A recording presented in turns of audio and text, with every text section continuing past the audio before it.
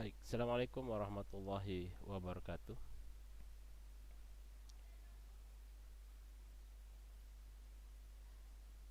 Baik,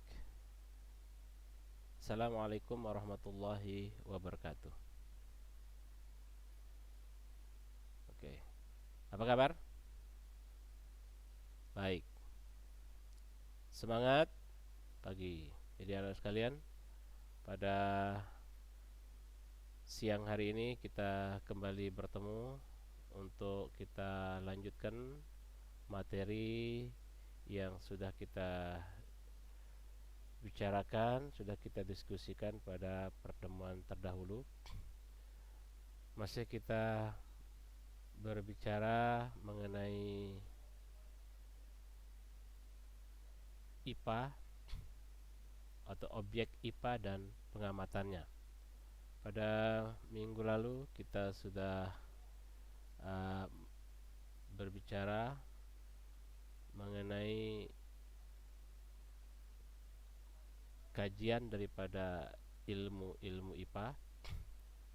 Kemudian pada hari ini kita akan lanjutkan dengan materi berikutnya, di mana pada minggu yang lalu kita sudah sampai pembahasan kita pada sikap ilmiah, ya. Di mana sikap ilmiah itu adalah sikap yang harus dimiliki oleh seorang peneliti atau seorang yang telah melakukan riset untuk mendapatkan teori atau dalil dari suatu penelitian. Pada siang hari ini kita akan lanjutkan materi tersebut dengan keterampilan ilmiah, di mana keterampilan ilmiah ini adalah keterampilan yang harus dimiliki oleh seorang peneliti atau seorang pengamat ketika ingin mendapatkan suatu ilmu pengetahuan, ya, suatu ilmu pengetahuan yang bisa kita percayai kebenarannya. Nah, seorang peneliti harus memiliki beberapa keterampilan yang dikatakan sebagai keterampilan ilmiah. Yang pertama adalah keterampilan observasi atau pengamatan. Ketika seorang peneliti melakukan pengamatan, maka dia harus melibatkan berbagai macam indera. Ya, jadi itu bedanya antara mengamati dengan melihat. Kalau melihat hanya menggunakan indera penglihatan saja, seperti yang saya contohkan pada pertemuan terdahulu. Misalnya kalian, Pak Guru tugaskan untuk melihat seekor kucing yang ada di lapangan basket misalnya. Nah, kalau kita melihat seekor kucing yang ada di lapangan basket, maka kita hanya cukup menggunakan indera penglihatan saja. Lalu kita lihat itu kucing dari jarak yang cukup jauh, maka kita akan bisa melihat bahwa itu adalah seekor kucing. Namun ketika Pak Guru meminta atau memberikan tugas kepada kalian untuk mengamati kucing yang ada di lapangan basket misalnya, maka tidak cukup hanya sekedar melihat dari jauh. Itu artinya apa? Maka kalian akan mendekati kucing, ya. Lalu kemudian kalian tentunya melihat kucing itu sedang apa, bagaimana suaranya, ya. Kemudian bila perlu kalian mengukur berapa beratnya, bagaimana warna bulunya, ya, berapa jumlah kakinya, bagaimana warna matanya, dan seterusnya dan seterusnya. Itu adalah merupakan bagian dari pengamatan. Jadi tidak sesederhana ketika kita ditugaskan hanya untuk melihat kucing. Mengapa? Karena pengamatan itu dilakukan adalah untuk mendapatkan informasi yang sebanyak-banyaknya tentang objek yang kita amati. Ketika Pak Guru memberikan tugas kalian untuk mengamati temanmu sendiri, misalnya teman duduknya, maka kalian harus tahu siapa namanya, dari mana asalnya, ya, berapa tinggi badannya, ya, kemudian apa warna kulitnya, rambutnya seperti apa, hidungnya seperti apa, apakah dia hidungnya mancung ke dalam atau mancung keluar, ya, matanya melong atau sipit, ya, kemudian telinganya lebar atau telinga kelinci apa telinga gajah. itu adalah merupakan objek atau bagian dari proses pengamatan. Tidak hanya sekedar kalian melihat kemudian membuat kesimpulan, ya. Jadi seperti itu. Jadi seorang peneliti, ketika kalian akan menjadi seorang peneliti, maka keterampilan harus kita miliki adalah kemampuan untuk mengamati atau melakukan observasi, sehingga kita akan mendapatkan kesimpulan yang sebanyak-banyaknya tentang objek yang kita amati. Oke. Berikutnya, keterampilan yang kedua adalah keterampilan mengelompokkan. Setelah kita mengamati suatu objek, ya, suatu objek, maka kita akan mampu untuk membuat atau mengklasifikasi, mengkelompokkan. Misalnya ketika kita mengamati beberapa jenis tanaman yang ada di belakang sekolah misalnya, maka di situ kita akan menemukan berbagai macam jenis tanaman, mulai dari tanaman tingkat tinggi atau botani tingkat tinggi maupun botani tingkat rendah, ya, BTR atau BTK, BTT dan seterusnya. Maka kita akan mengamati mana yang termasuk tumbuhan tingkat tinggi, mana tumbuhan tingkat rendah. Ya, tentunya untuk mendapatkan tumbuhan tingkat tinggi kita harus tahu tumbuhan tingkat tinggi itu apa. Oh, tumbuhan tingkat tinggi itu adalah tumbuhan yang sudah memiliki, ya, akar, batang dan daun yang jelas.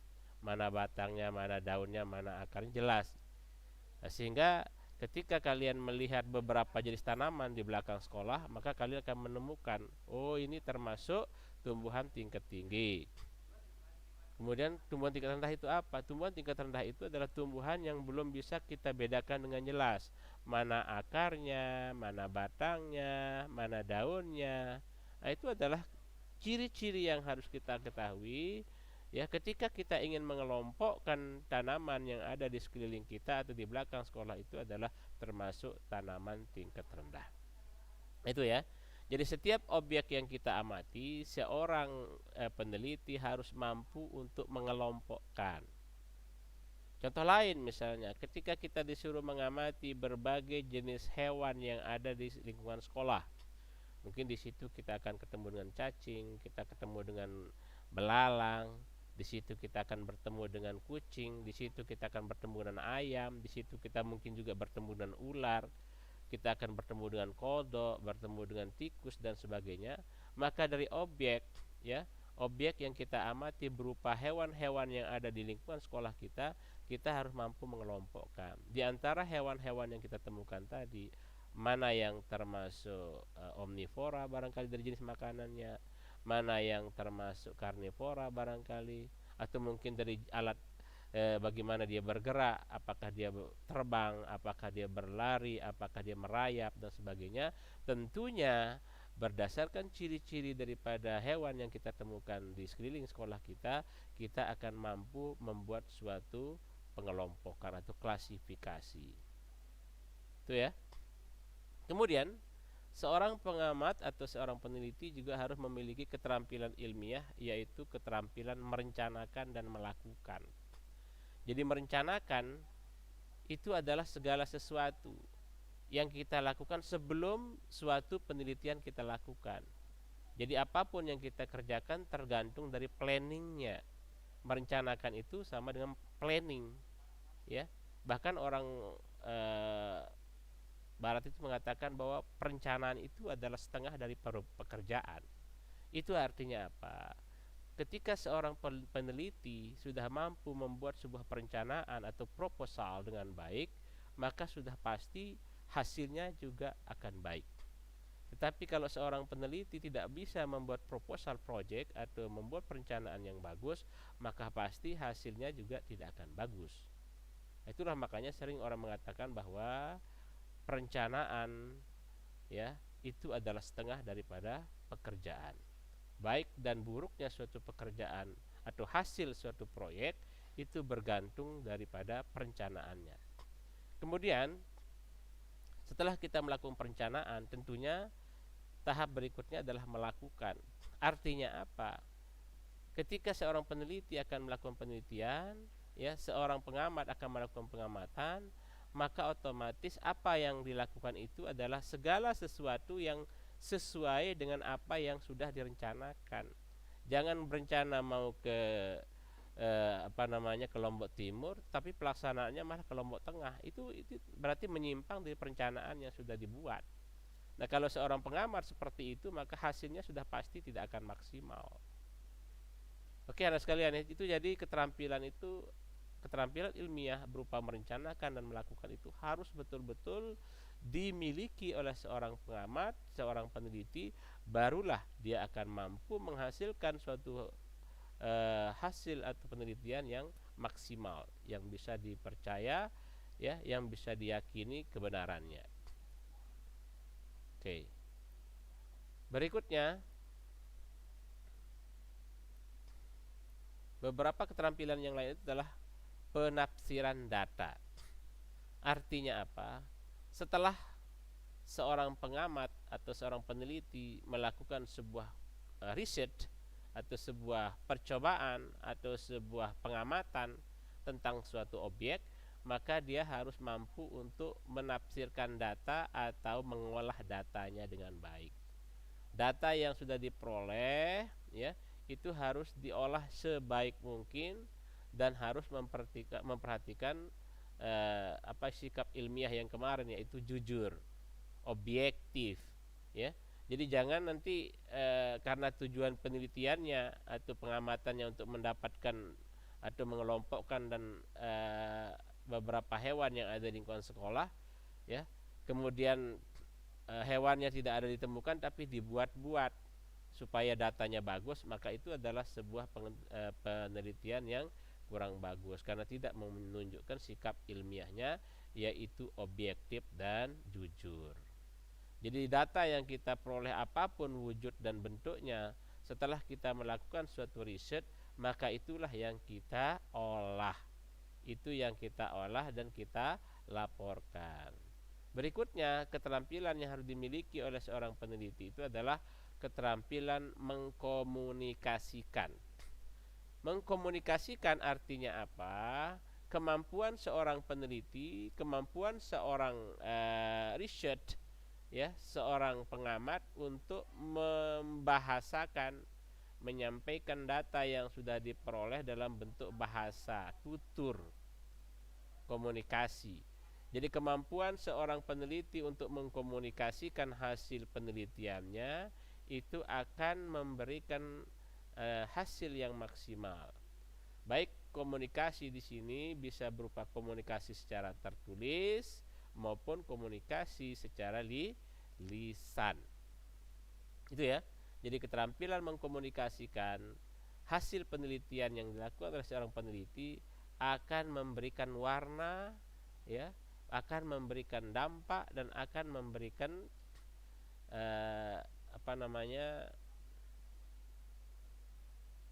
yaitu akan memberikan warna bagi seorang peneliti, apakah dia seorang peneliti yang baik maupun peneliti yang kurang baik, karena mengkomunikasikan ini juga sangat penting dalam suatu penelitian. Kemudian berikutnya adalah keterampilan ilmiah yang bertanya. Jadi bertanya dalam suatu penelitian itu juga sangat penting. Mengapa? Karena kemampuan seorang manusia, seorang peneliti tentunya sangat terbatas. Oleh karenanya menanyakan sesuatu yang terkait dengan objek yang kita amati, yang terkait dengan objek yang kita teliti, maka itu akan memberikan wawasan yang bertambah banyak, ya, akan memberikan literasi yang bertambah kepada seorang peneliti, sehingga seorang peneliti akan bisa membandingkan hasil penelitiannya dengan hasil penelitian orang-orang terdahulu. Nah, itulah sehingga lahirnya berbagai macam ilmu pengetahuan yang ada saat ini itu adalah dari hasil penelitian yang dilakukan oleh berbagai orang, berbagai peneliti dalam objek yang sama, sehingga kita yakin bahwa apa yang ada dituangkan di dalam media, di dalam buku maupun di dalam literasi lain itu kebenarannya sudah tidak diragukan lagi. Mengapa? Karena sudah melalui proses penelitian dari berbagai peneliti yang tentunya memberikan sumbangsi yang cukup besar untuk perkembangan informasi, perkembangan ilmu pengetahuan di saat ini. Kemudian eh, apa namanya, ada beberapa perbedaan antara keterampilan dan pengamatan. Kita lihat yang pertama adalah definisi observasi dapat dilakukan dengan menggunakan indera. Ada dua macam observasi. Yang pertama adalah observasi kualitatif, yaitu observasi dengan menggunakan indera. Kemudian yang berikutnya adalah observasi kuantitatif, yaitu observasi dengan menggunakan alat bantu. Ya.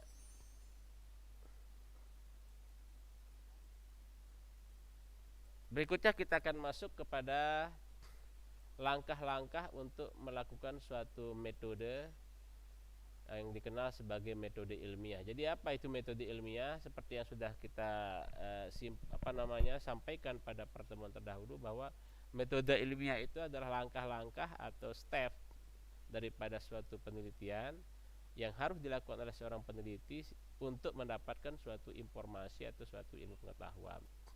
Yang pertama, langkah-langkah yang harus dilakukan untuk menuju kepada metode ilmiah itu adalah menyusun rumusan masalah.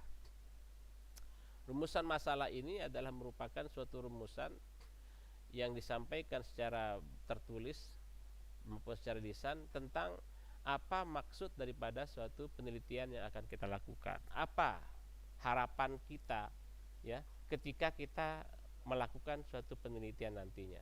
Misalnya kita akan meneliti tentang ekosistem di lingkungan sekolah. Tentunya ketika kita ingin menyusun atau ketika kita ingin melakukan penelitian tentang ekosistem di lingkungan sekolah, maka rumusan masalah yang bisa kita buat adalah yang pertama, penelitian tentang ekosistem di lingkungan sekolah itu bertujuan untuk mengetahui apa saja komponen-komponen ekosistem yang ada di lingkungan sekolah. Kemudian yang kedua, lingkungan atau ekosistem di lingkungan sekolah itu tersusun dari komponen apa saja. Mungkin ada komponen biotiknya kah, atau komponen abiotiknya, dan seterusnya. Sehingga ketika kita ingin melakukan suatu penelitian, maka perlu kita membuat langkah yang pertama adalah menyusun rumusan masalah. Karena rumusan masalah inilah yang akan menuntun kita, rumusan masalah ini akan dijadikan sebagai pedoman untuk melakukan suatu penelitian. Sehingga penelitian kita menjadi lebih terarah. Penelitian kita menjadi lebih terfokus pada tujuan yang ingin kita harapkan melalui rumusan masalah ini. Kemudian yang kedua, langkah-langkah yang harus kita lakukan adalah mengumpulkan data awal. Tentunya sebelum kita terjun ke lapangan, kita perlu melakukan observasi, perlu kita mendapatkan informasi awal tentang apa sih ekosistem yang ada di lingkungan sekolah kita. Barangkali kita perlu mendapatkan informasi dengan berjalan-jalan di lingkungan ekosistem atau lingkungan sekolah kita, kemudian sambil kita mengamati dan melihat apa saja yang ada di lingkungan sekolah itu. Barulah kita membuat hipotesis, ya, merumuskan hipotesis.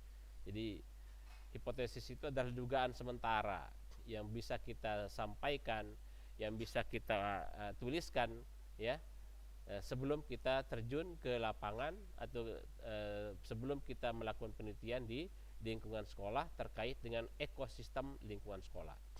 Nah, kemudian langkah yang keempat itu adalah melakukan eksperimen, melakukan penelitian, melakukan percobaan, sehingga kita yakin hipotesis yang sudah kita ungkapkan sebelum kita turun ke lapangan itu kira-kira benar apa tidak gitu.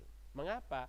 Belum tentu apa yang kita sampaikan melalui hipotesis kita itu sesuai dengan hasil yang kita peroleh ketika kita nanti sudah melakukan suatu eksperimen.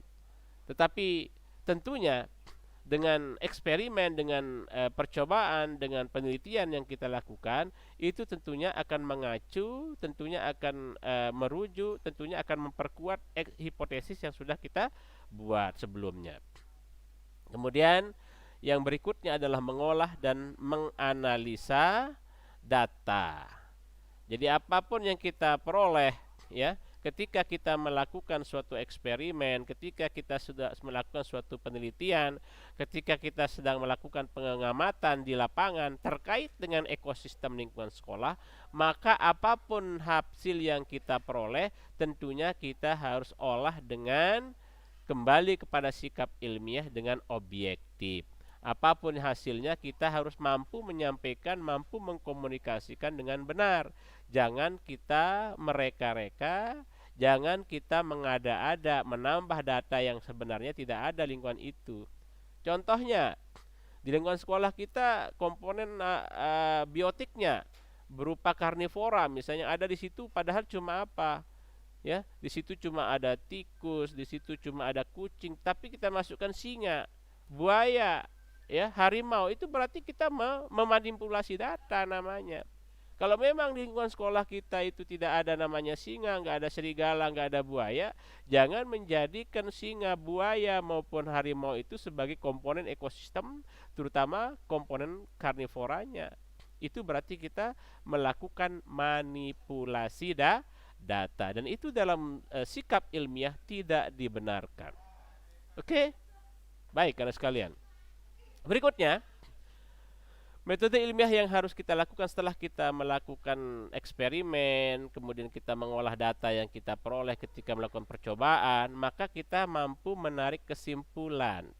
Kesimpulan yang kita ambil, ya, dari percobaan yang kita lakukan itu merujuk kepada data yang sudah kita olah tanpa manipulasi, tanpa dibuat-buat, dengan berpedoman pada sikap ilmiah yaitu objektif, jujur dan sebagainya, sehingga kesimpulan yang kita buat betul-betul merujuk kepada hasil yang kita dapatkan ketika kita melakukan suatu penelitian.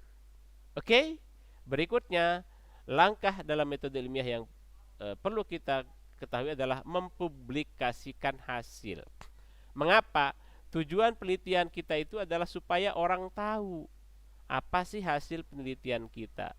Minimal apa yang kita amati, apa yang kita teliti, apa yang kita riset, itu bisa memberikan manfaat di samping untuk diri kita, tetapi bermanfaat juga untuk orang lain. Sehingga perlu kita publikasikan, perlu kita sosialisasikan hasil dari riset kita, sehingga akan memberikan manfaat yang sebesar-besarnya bagi orang lain, terutama bagi dunia ilmu pengetahuan. Oke, anak-anak. Jadi itu sikap metode ilmiah yang perlu kita sampaikan. Kemudian berikutnya adalah mempublikasikan hasil, sudah. Dan berikutnya kita masuk kepada apa itu menyusun rumusan masalah. Apa yang harus kita perhatikan ketika kita ingin membuat rumusan masalah. Oke, ketika kita membuat rumusan masalah dari penelitian atau penyelidikan yang akan kita lakukan, maka hal-hal yang harus kita perhatikan, yang pertama adalah masalah yang akan kita amati ketika kita menyusun masalah itu adalah menyatakan adanya keterkaitan antara beberapa variabel atau lebih. Kemudian masalah tersebut merupakan masalah yang dapat diuji dan dapat dipecahkan. Ya, seperti tadi Pak Guru sampaikan, ketika kita menyusun rumusan masalah, itu akan kita pedomani dan itu akan kita jadikan sebagai barometer kita untuk melakukan suatu pengamatan. Maka tentunya, ya, harus ada variabel yang akan kita amati. Ya, mungkin ketika kita tadi ingin mengamati tentang ekosistem di lingkungan sekolah kita, variabelnya apa saja, ya kan? Mungkin di situ kita akan untuk mengetahui komponen apa saja yang ada di dalam lingkungan ekosistem sekolah kita. Jadi komponen itu merupakan salah satu variabel yang akan kita amati. Kemudian masalah tersebut merupakan masalah yang dapat diuji dan dapat dipecahkan. Jangan kita mengamati sesuatu yang sulit untuk kita selesaikan. Jadi pengamatan atau penelitian yang bagus itu bukan penelitian yang bergengsi, tetapi penelitian yang dapat diselesaikan dengan baik. Itulah penelitian yang bagus. Jangan variabelnya banyak-banyak, cukup kita mengetahui komponen apa saja yang ada di lingkungan sekolah kita, baik itu komponen biotiknya maupun komponen abiotiknya. Itu ya. Jadi ketika membuat rumusan masalah dalam suatu metode ilmiah, jadi hal yang diperhatikan seperti tadi. Harus beberapa variabel kemudian mampu dipecahkan dan mampu dilakukan. Jangan penelitiannya terlalu tinggi. Contohnya ingin meneliti ya komponen apa saja yang ada di dalam mangrove misalnya di lingkungan karang. Itu tidak mungkin kita lakukan. Mengapa? Itu membutuhkan biaya cukup besar. Kalau sebagai seorang siswa ya tentu penelitian kita adalah penelitian yang sederhana. Cukup kita ambil sampel penelitian, ya objek-objek penelitian yang ada di lingkungan sekolah. Mengapa?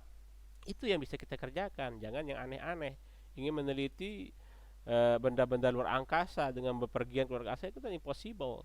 Itu berarti tidak memperhatikan hal-hal yang terkait dengan masalah dapat diuji dan dapat dipecahkan. Jadi apapun jenis penelitian yang kita lakukan ketika membuat rumusan masalah harus bisa kita kerjakan.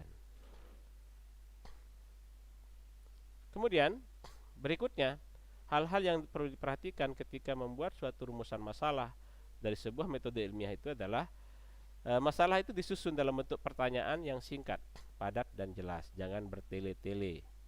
Ya. Oke.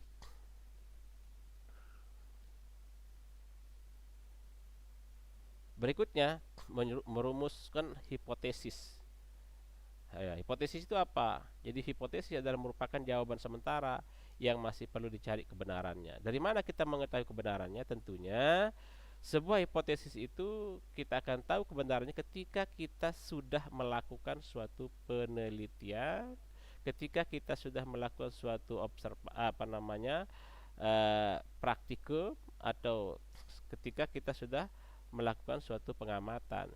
Jadi apakah hipotesis yang kita sampaikan sesuai dengan apa yang ada di lapangan? Tentunya itu nanti kita kolaborasikan, kita padukan, kita kawinkan antara hipotesis yang sudah kita buat tadi dengan hasil penelitian, dengan data yang kita peroleh setelah kita melakukan suatu penelitian atau pengamatan atau suatu praktikum. Oke. Kemudian beberapa hal yang perlu kita lakukan ketika kita membuat atau merumuskan suatu hipotesis ya atau jawaban sementara yang perlu kita cari kebenarannya dari rencana penelitian atau pengamatan yang kita lakukan. Yang pertama ditulis dalam pernyataan. Kemudian sederhana dan jelas.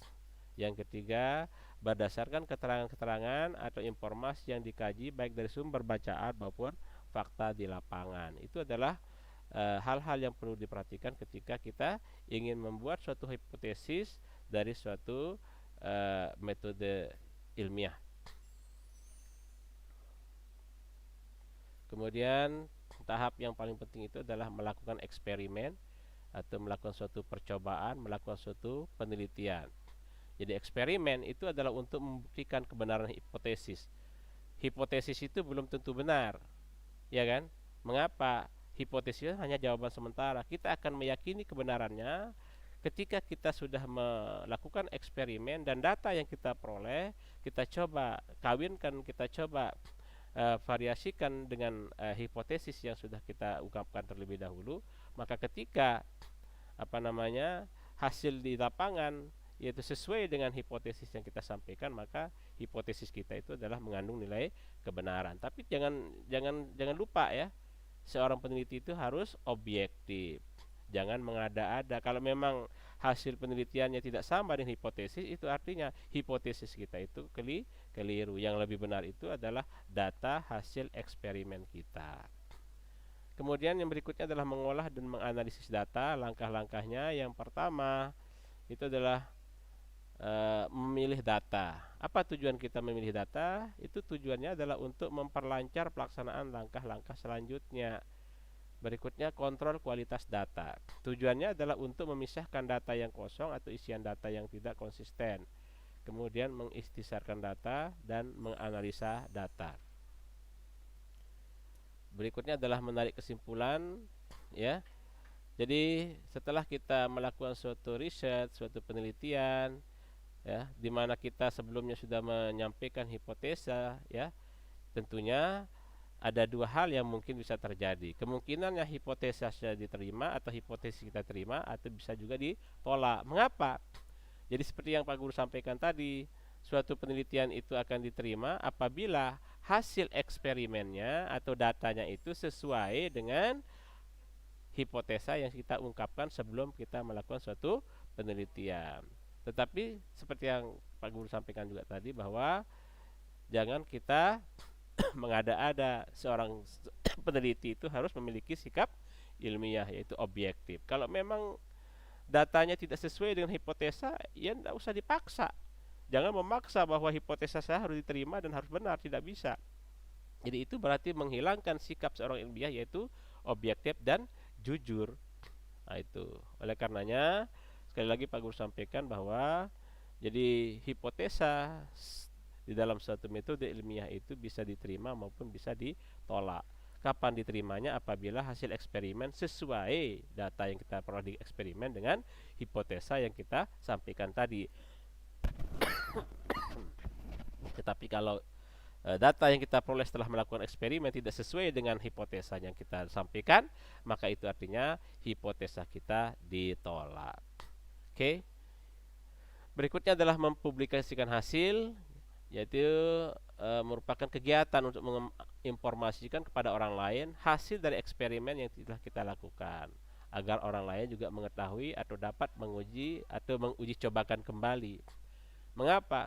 Jadi setiap kita melakukan eksperimen, kita mendapatkan suatu hasil, maka hasil itu nanti bisa dijadikan sebagai literasi bagi orang lain untuk melakukan penelitian dengan objek yang sama. Nah, itu akan bisa dijadikan sebagai tolak ukur. Kalau si A, anggap saja namanya si A, melakukan penelitian terhadap objek ini, orang lain pasti penasaran, masa iya melakukan penelitian yang sama, riset yang sama dengan objek yang sama, untuk membuktikan apakah benar hipotesa yang disampaikan oleh si A itu tidak sesuai dengan hasil eksperimennya. Itulah perlunya kita mempublikasikan hasil, supaya memberikan manfaat yang sebesar-besarnya bagi kemaslahatan manusia, ya, memberikan manfaat yang sebesar-besarnya bagi dunia ilmu pengetahuan. Oke, barangkali ini yang dapat Pak Guru sampaikan pada siang hari ini. Mudah-mudahan apa yang Pak Guru sampaikan akan memberikan manfaat bagi kita semua, tentunya untuk menambah wawasan pengetahuan dunia kita. Itu anak sekalian, jadi pesan Pak Guru. Jadi melalui kesempatan ini Pak Guru tidak bosan-bosannya mengingatkan untuk kita selalu menjaga diri masing-masing, ya.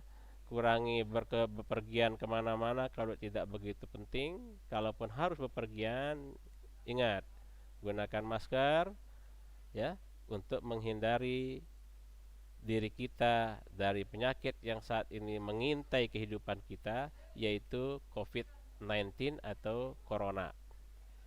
Dan ketika kalian kembali ke rumah, jangan langsung masuk, cucilah tangan dengan sabun dan air yang mengalir.